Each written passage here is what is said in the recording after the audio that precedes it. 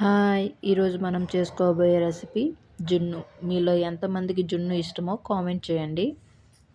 నా వీడియోని చూస్తున్న వాళ్ళు లైక్ చేసి సబ్స్క్రైబ్ చేసుకోండి.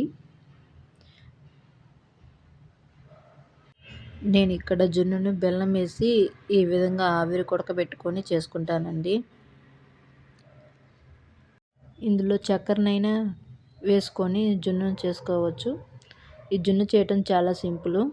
ఏం లేదండి, నేను ఇక్కడ 1/2 లీటరు జున్ను పాలను తీసుకున్నానండి. ఫస్ట్ రోజు ఉన్న పాలేను. నేను కానీ ఇందులో పాలు కానీ వాటర్ కానీ నేను యాడ్ చేసుకోలేదు.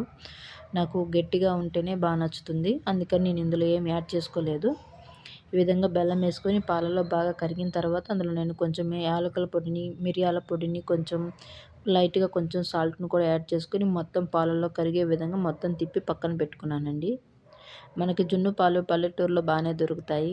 సిటీలో కొనుక్కోవాలి.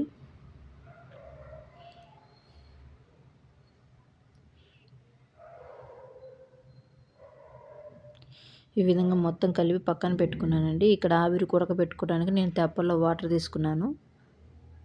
ఆ వాటర్లో నేను ముందుగా కలిపి పెట్టుకున్న జున్ను పాలను తీసుకొని ఆ వాటర్లో పెట్టుకున్నానండి. ఈ విధంగా లో ఫ్లేమ్లో నేను ఒక 20 నిమిషాలు ఉడకబెట్టుకున్నాను.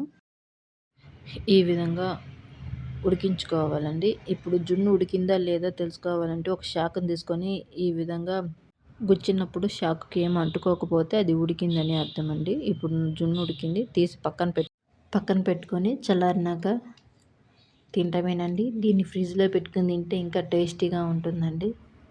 ఎంతో సింపుల్గా టేస్టీగా ఉంటే ఎమ్మీ జున్ను రెసిపీ రెడీ అండి.